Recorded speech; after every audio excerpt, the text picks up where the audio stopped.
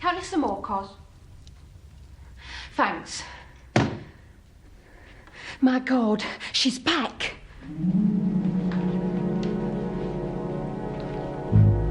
She's getting out of the carriage. Come on, Ryder, get a move on.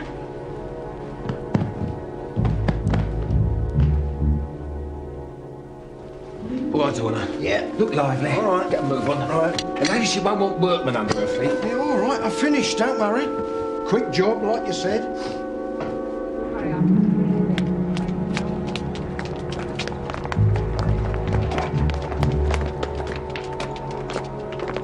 Oh, yeah. Yeah, nice. Nice. Oi. Countess, eh? Had to get by appointment on my barrow. Come on, mate. Out.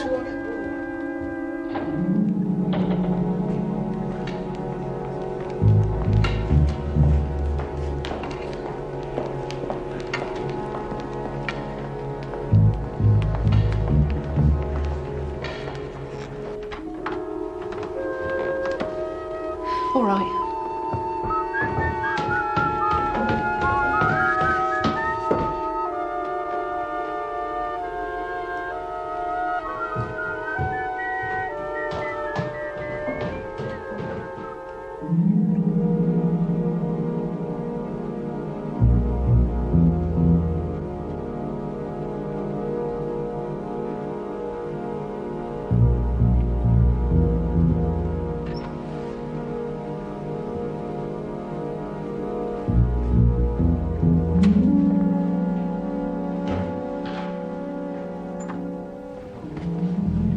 Over there will do.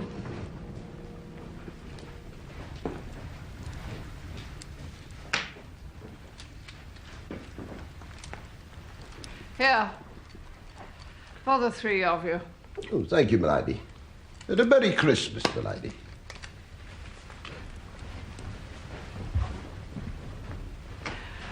Ring for tea, Cusack. Yes, my lady. I need something to sustain me. I do find preparing for Christmas quite an ordeal. Yes, my lady. And then a bath, I think.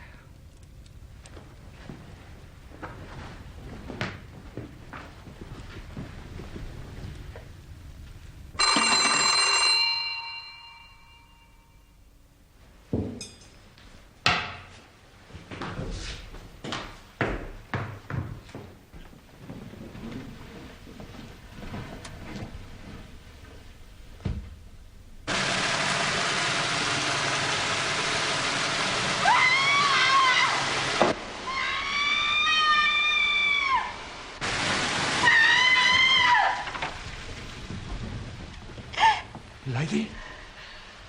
Blue Carbuncle! Blue Carbuncle! Stolen!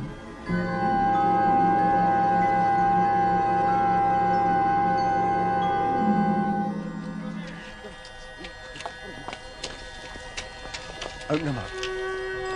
There. Oh, John! She'll love it. It's beautiful. Just like your mother.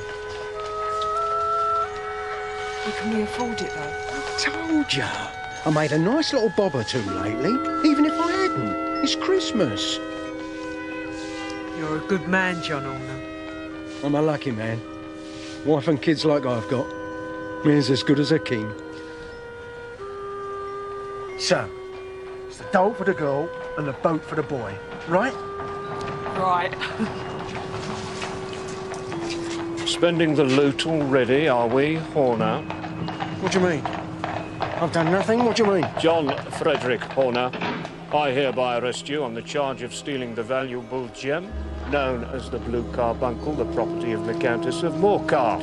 Anything you say... I didn't do it, I tell you, I didn't do it! It's no use, Horner. The man at the hotel gave a very good description of you. Constable! I didn't do it, I tell you! Let me go, will you? I didn't do it! Oh!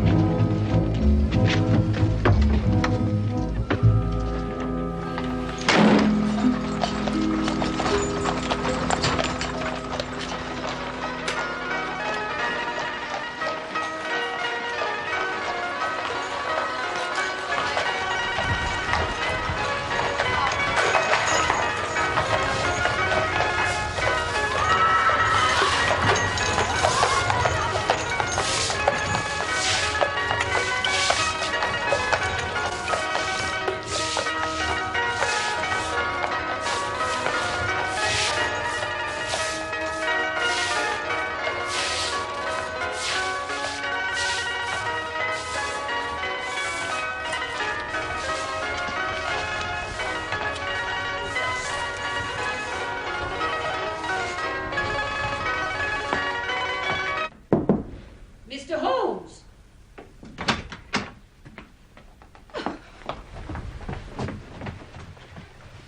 Mr. Holmes! Mr. Peterson, the commissionaire from opposite. Oh, please. He'd like a word Go with you. away.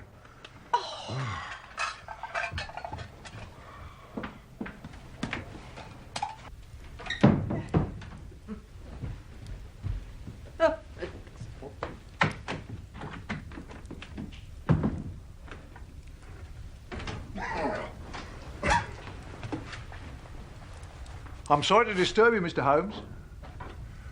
Peterson.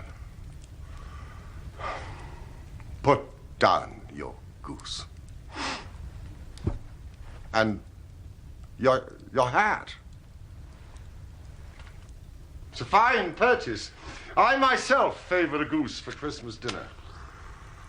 Well, that's part of the problem, Mr. Holmes. The bird is not mine.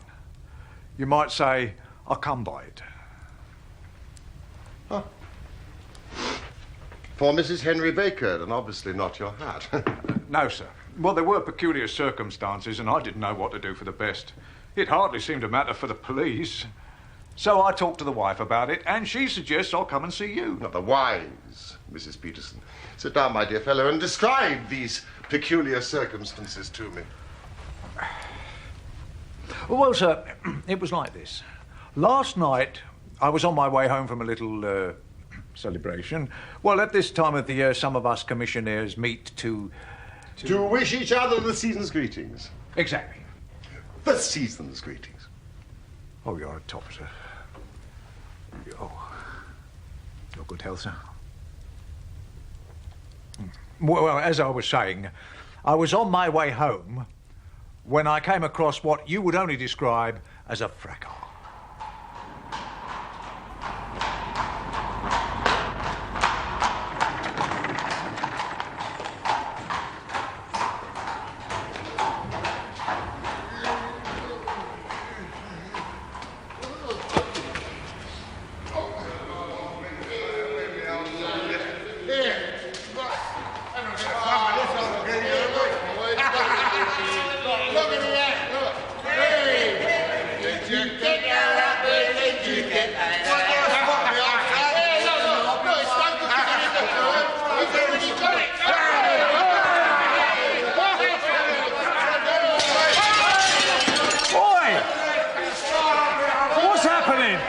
It's a copper! Stop her!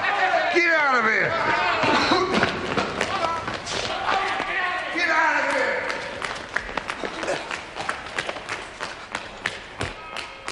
I'm trying to help you, man!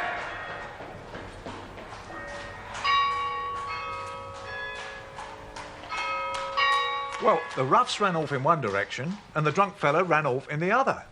I tried to stop him, but he no doubt thought I was a constable about to apprehend him for the breaking of the window. And so you were left with the spoils of victory in the shape of that battered hat and the most unimpeachable Christmas goose. Both of which I would willingly have returned to their rightful owners, Mr. Holmes. But the truth is, I didn't know how. My dear Peterson, I do see your problem.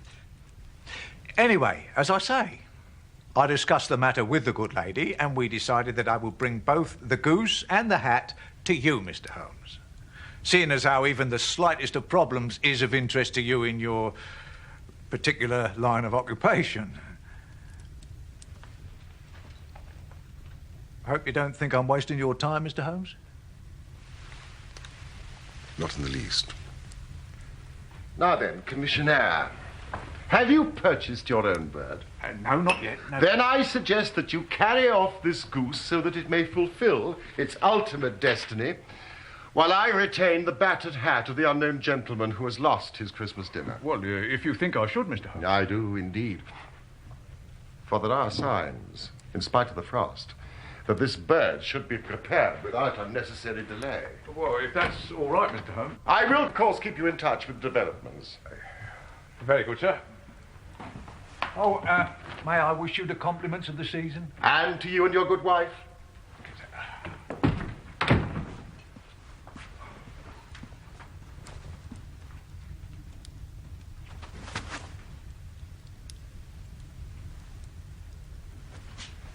But you still haven't found the jewel. Not yet, no, my lady. But we do have the man Horner. Or have a clue as to its whereabouts. And I think we may assume that he had one accomplice, if not more. Well, what of that? Contrary to popular fiction, my lady, there is very little honour amongst thieves, and even less with the right inducement. Inducement? Do you mean a reward? Yes. Why should I offer a reward? In my experience, and it is considerable, I have found that the offer of a reward would very soon set the greedy cat amongst the criminal pigeons. Well? I should be very surprised if I did not gain a result within 24 hours.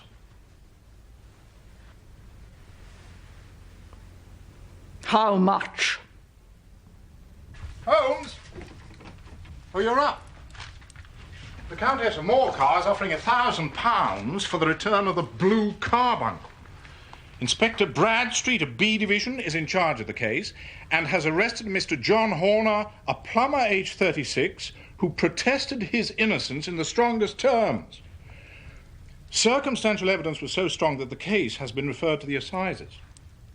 Horner, who showed signs of intense emotion during the proceedings, faded away at the conclusion and was carried from the court. Oh, excuse me, you are engaged. I am interrupting your study of that hat. No. The matter is a perfectly trivial one. But there are points in connection with it which are not devoid of interest. Even of instruction. I suppose that, homely as it looks, that thing has some deadly story linked to it. That is the clue which will guide you in the solution of some mystery and the punishment of some crime. No. It is just one of those whimsical little incidents that will occur when you have 4 million people all jostling each other within the space of a few square miles. So what do you gather from that? Battered old felt. You know my methods. What do you yourself gather as to the individuality of the man who has worn this particular article? It was accompanied by a goose, Watson. For Mrs. Henry Baker was printed upon a small card attached to the bird's left leg.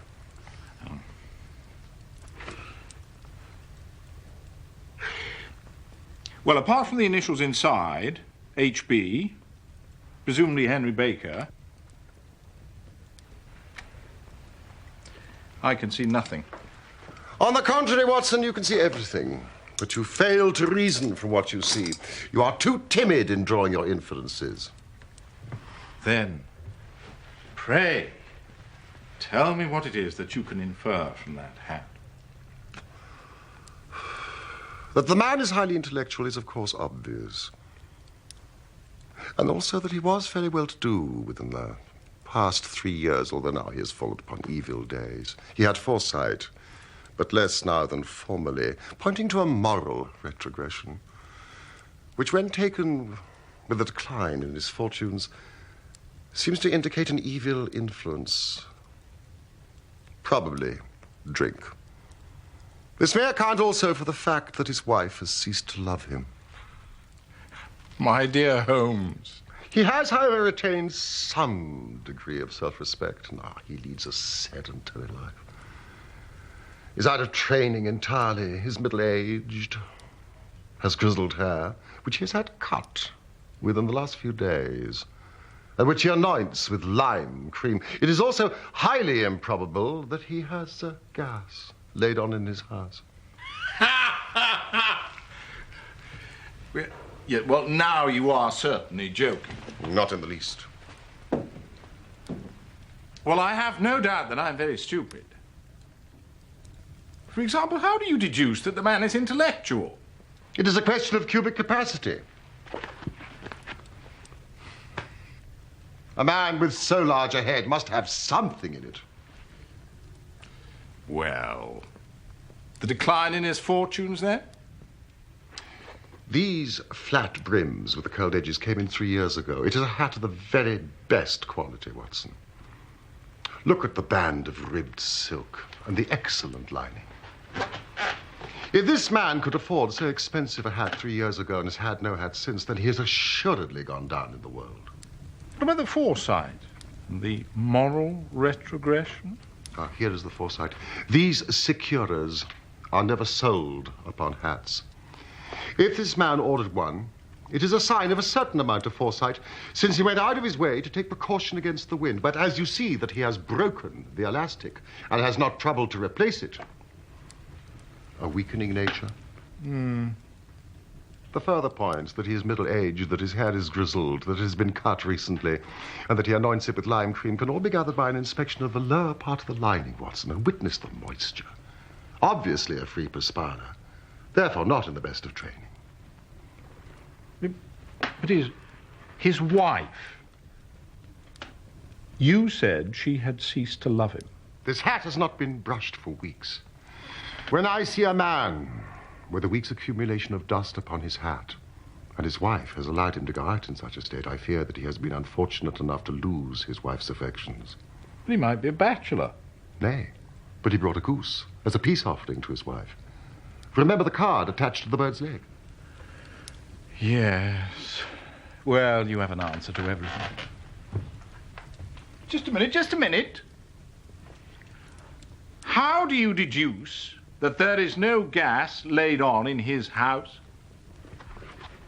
One tallow candle stain, or even two might come by chance, but when I see Watson, no less than 5. He never got candle stains from a gas jet, Watson. Are you satisfied? Well, it's all very ingenious. Mr. Holmes, the goose. The goose, Mr. Holmes. Well, what of it, man? Has it come back to life and flapped off through the kitchen window? No, sir. But see what the wife found in its crop. By Jove, Peterson. This is a treasure trove indeed. You know what you've got. A diamond. Precious stone, but it cuts glass like it was putty. It is more than a precious stone. It is the precious stone. The Hotel Cosmopolitan robbery. The Blue Carbuncle. The Blue Carbuncle indeed.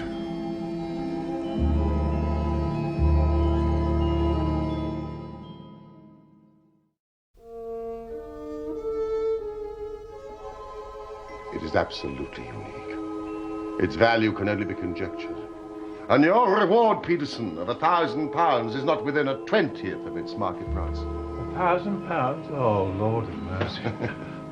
You must admit, Watson, that my deductions in regard to this hat have suddenly assumed a more important aspect. Yes, point taken, Holmes.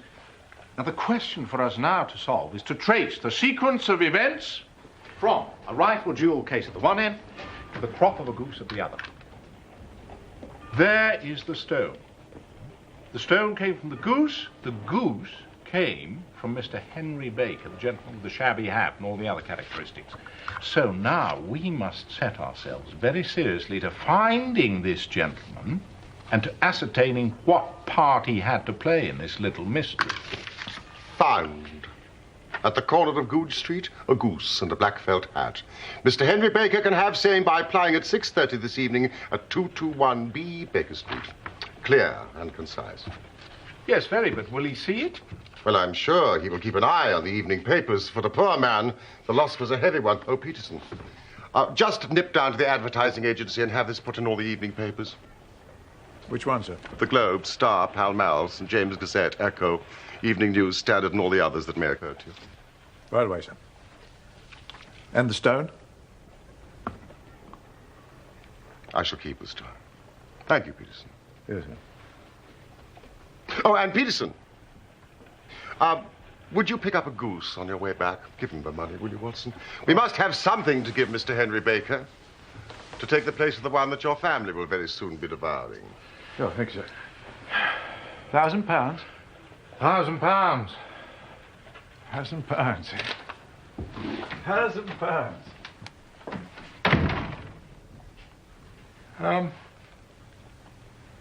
What will you do with the stone? I shall keep it in my museum.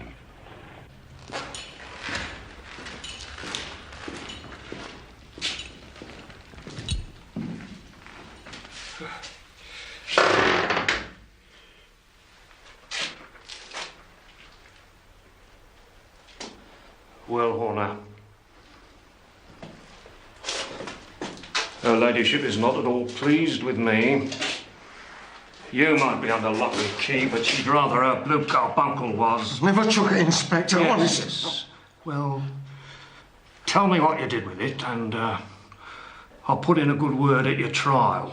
But if you don't... I've been on the straight for years, ever since I married Jenny. If you don't, and when the judge hears about your previous conviction, you might never see your pretty wife again. I've got you, Horner, but I need that jewel. It's a bonny thing.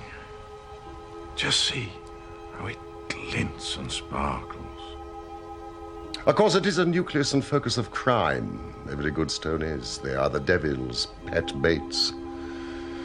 In the larger and older jewels, every facet may stand for a bloody deed. It was found in the banks of the Amoy River in southern China and is remarkable in having every characteristic of the carbuncle, save that it is blue instead of ruby red. This stone is not yet 20 years old. In spite of its youth, it already has a sinister history. There have been 2 murders, a vitriol throwing, a suicide, and several robberies brought about for the sake of this 40-grain weight of crystallized charcoal. Who would think that so pretty a toy could be a purveyor to the gallows and the prison?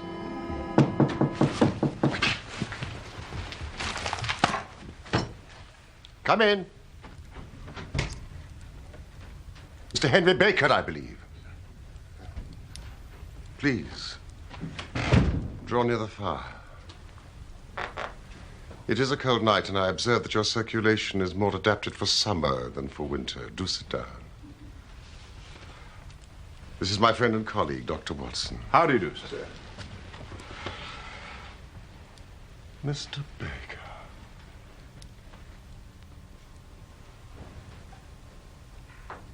Is that your hat?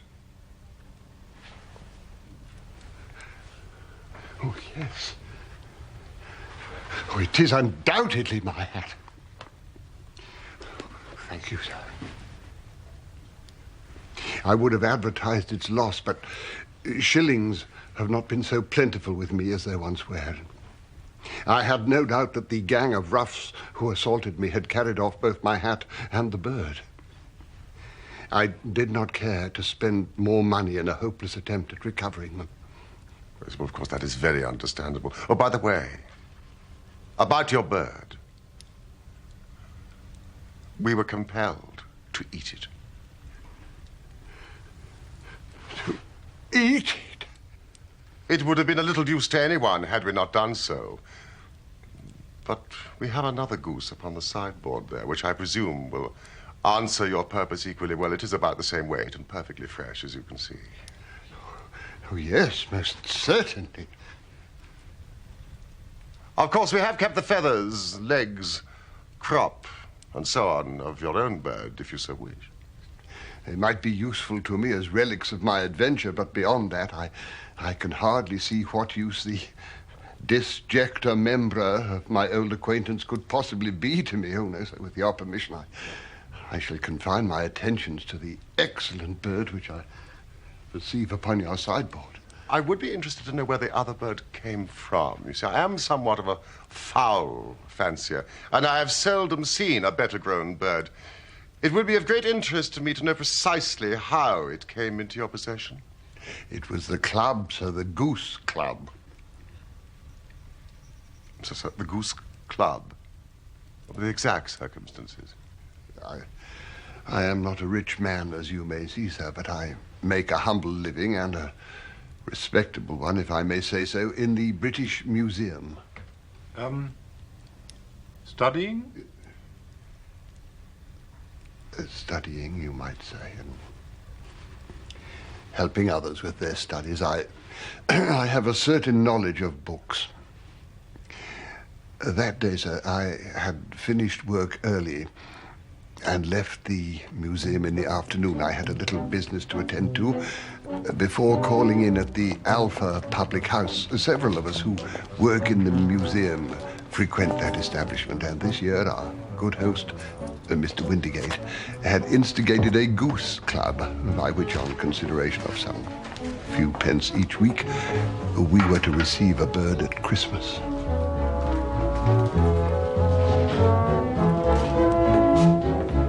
There we are, Mr. Baker. A very fine bird, as promised. A magnificent specimen indeed, landlord, eh? Put you back in a wife's good books, eh? Yes, well, she is still somewhat irked with me, I'm afraid. However, things will doubtless improve when I am once more in gainful employment. Of an academic nature, of course. I have expectations. Now, I owe you one last payment of 8 pennies, eh? Struck it rich, have we, Mr. Baker? I chanced upon an acquaintance of sympathetic disposition. That is to say, I sold some of my books. Ah. Not your books, Mr. Baker. Needs must, Mr. Windigate, and at this season of the year more than ever, we must not deprive those we love. Or even those to whom we are married. And so, if you will set aside this impressive peace offering, I shall fortify myself for the fray with a large glass of whiskey and a pint of your most excellent beer.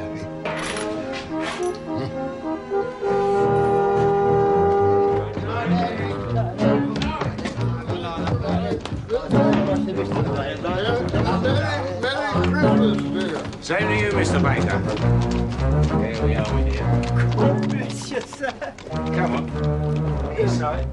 Come in. Well, sir, on my way home, I was attacked by the gang of roughs who, I believed, had stolen the goose. My hat came off in the scuffle, but I remember little of it, save that a uniformed officer appeared on the scene, and we all made off. Yes, of course. We quite understand. In the circumstances. Well, all's well that ends well.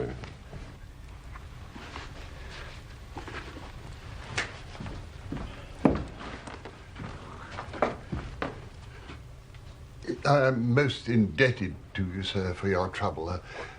A Scottish bonnet, I fear, is fitted neither to my years nor to my dignity. My compliments of the season to you, sir. And to you too, sir. Oh, thank you, sir. Oh, by the way, do you have gas laid on in your house? Gas? Alas, no. Jolly good. Merry Christmas. And to you both, gentlemen. Well, then, so much Mr. Henry Baker. He obviously knows nothing of the matter. Ah, Mrs. Hudson. Watson, do you need nourishment? Not particularly. Splendid. Mrs. Hudson, we shall turn dinner into supper, and we will follow up this clue while it is still hot. Which is more than the supper will be.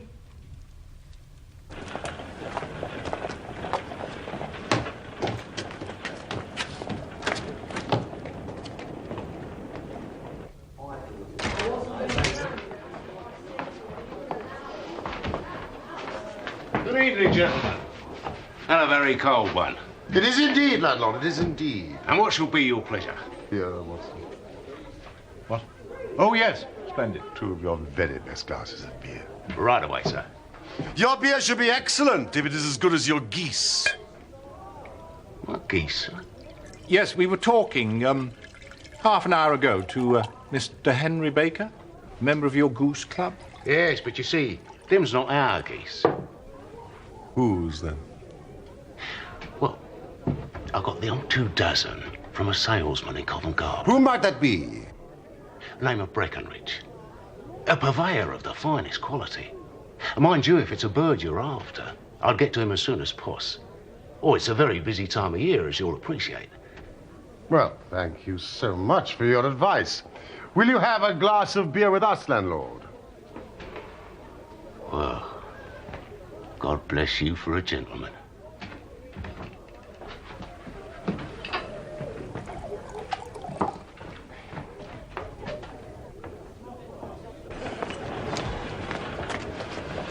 Now, for Mr. Breckenridge. Can't it wait? Watson, we have been given a line of investigation which has been missed by the police, and which a singular chance has placed in our hands. Now let us follow it to the bitter end. Extremely bitter. Faces to the south, then, and quick march!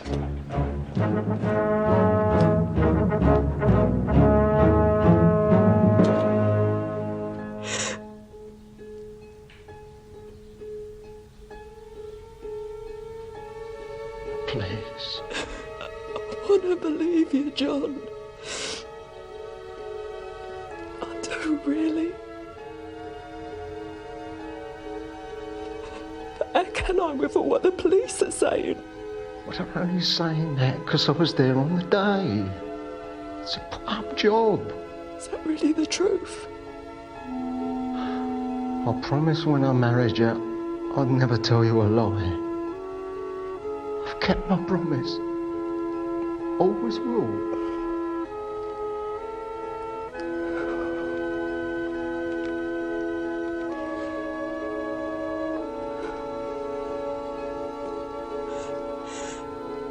I don't believe you.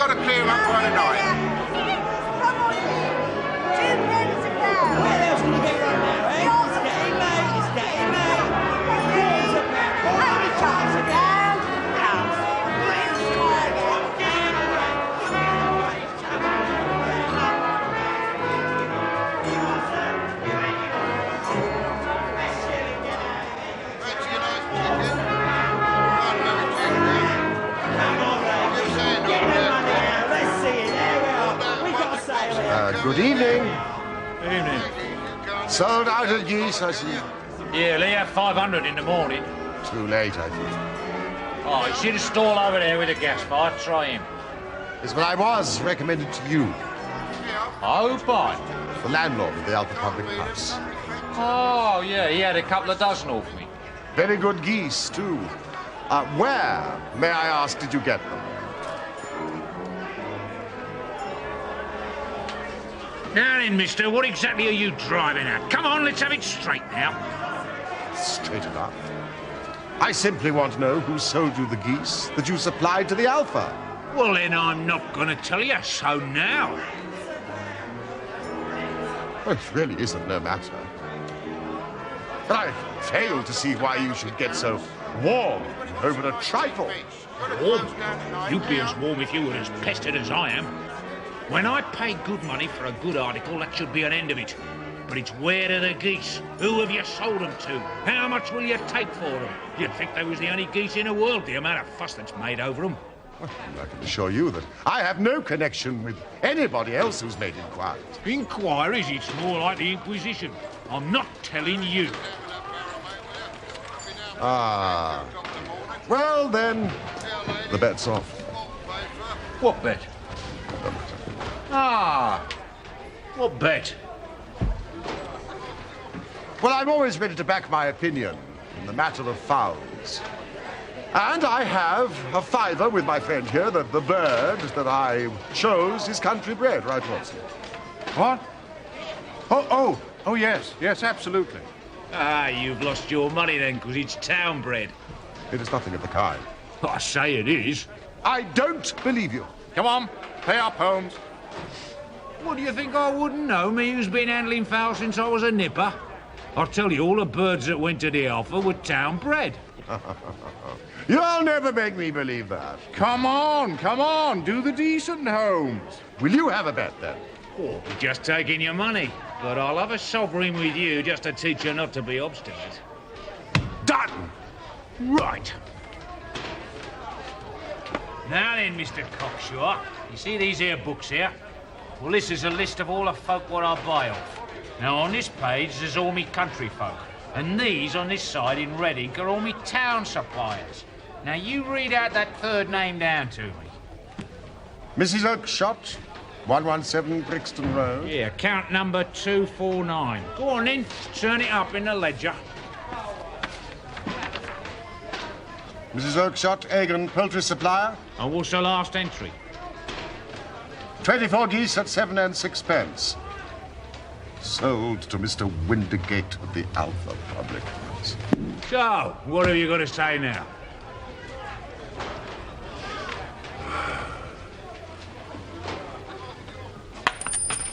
What about this gentleman's fiver?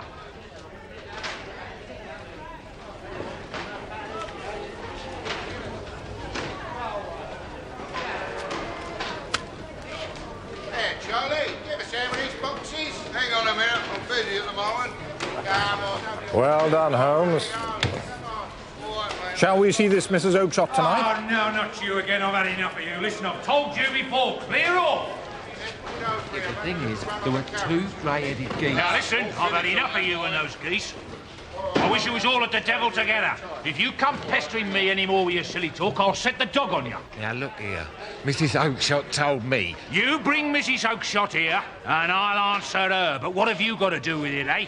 Did I buy the geese off you? No, but one of them was mine, all the same. Well, you go and ask Mrs. Oakshott for it. She told me to ask you. You can ask the King of Prussia for all I care. I've had enough of this. Go on, get out of it. This may save us a trip to Brixton.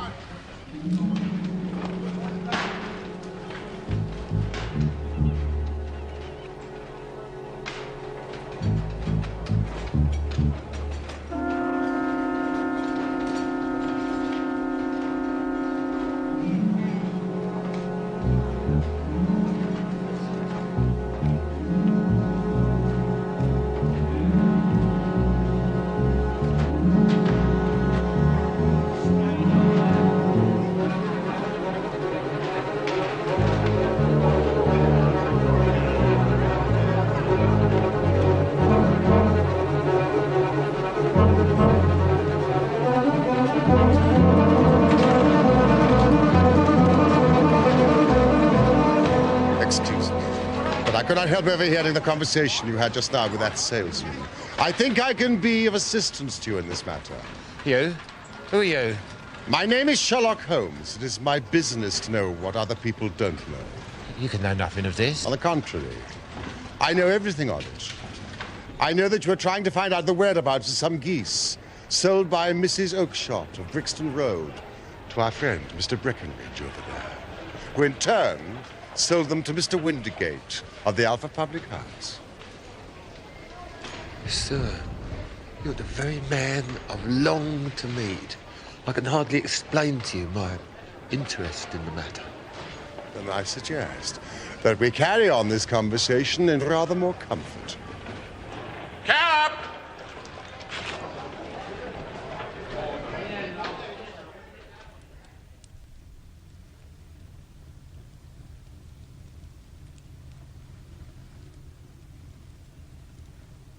Come in.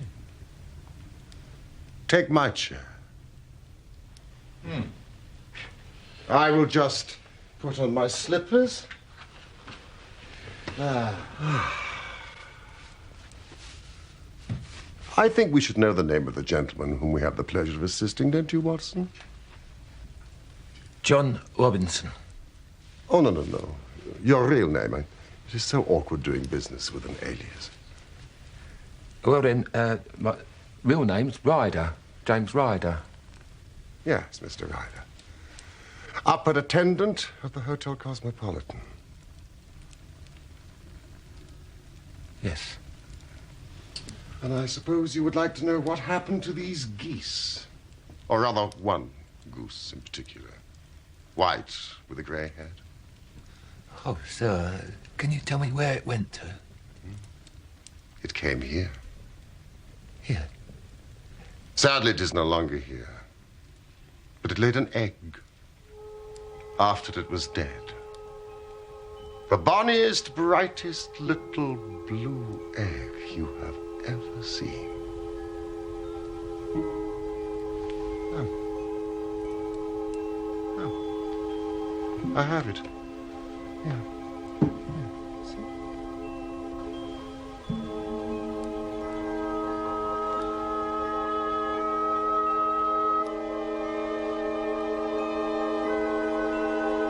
The game's up, Ryder.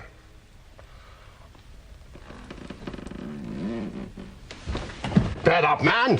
You'll be in the fire. What a wretched little shrimp it is, to be sure. There's not enough blood in him for felony. I have almost every link in the chain, Ryder. You need tell me very little. Catherine Cusack put me up to it. Her ladyship's maid? Exactly.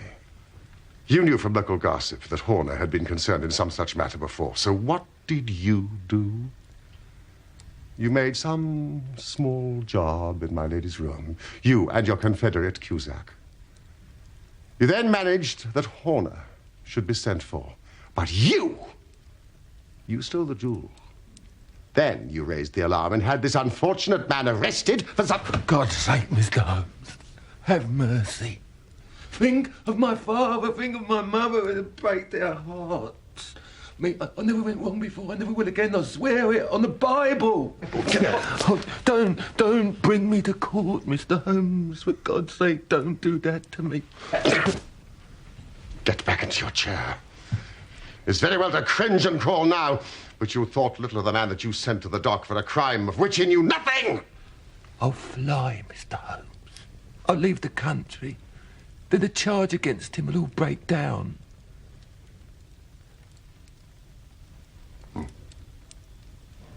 We'll talk about that later. Now tell me,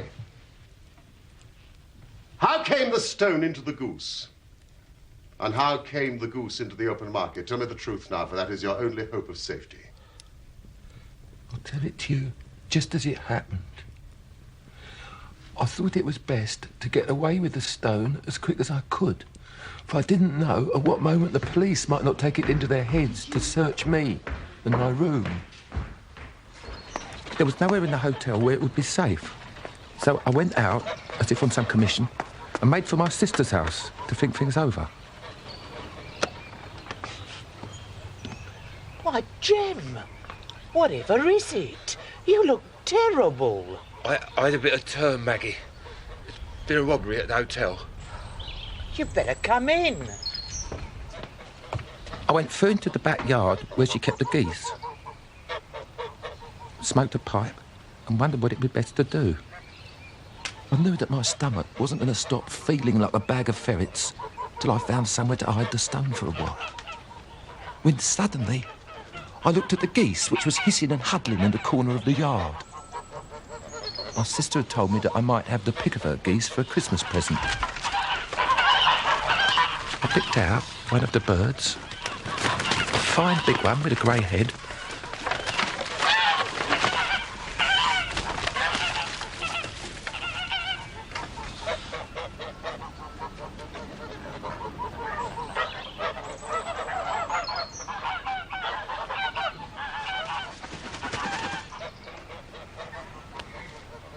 Pushed the stone down its throat as far as my finger could reach. And I thought all my troubles was over. When... Whatever are you doing with that bird, Jem? You said I might have one for Christmas. I was just feeling which is the fattest. We already set yours aside. Jim's bird, we call it. Yeah, if it's all the same to you, Maggie, I'd rather have that one I was handling just now. Well, that one's a good 3 pounds heavier. We fattened it up expressly. Yeah, never mind. I'll take the other, and I'll take it now. Just as you like. Which one is it? It's that grey-headed one in the middle. Oh, very well. Kill it and take it with you.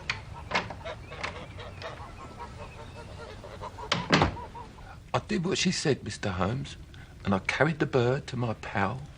We got a knife, and we opened it up. My heart turned to water. There was no sign of the stone, and I knew some terrible mistake must have occurred.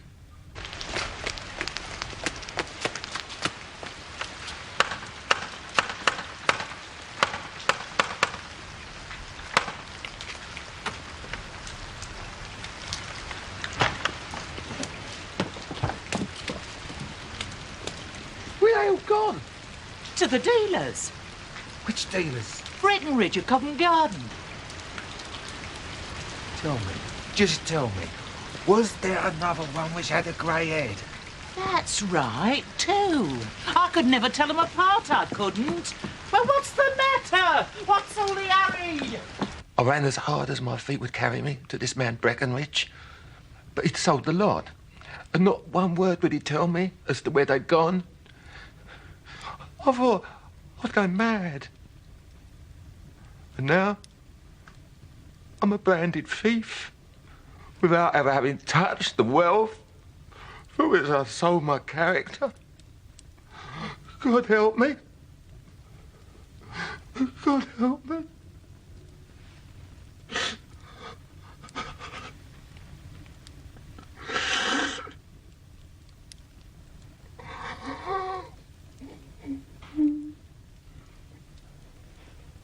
Get hard.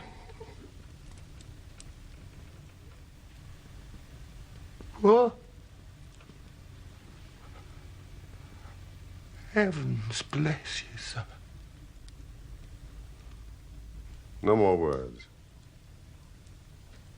Get out.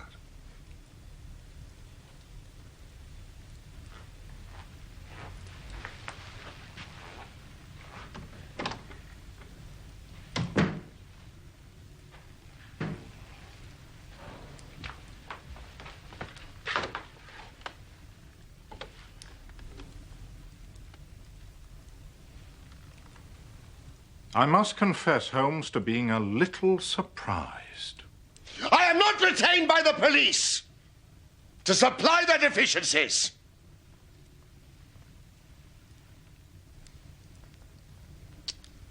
Maybe I am committing a felony, but I may be saving a soul. Send him to jail now, you make him a jailbird for life.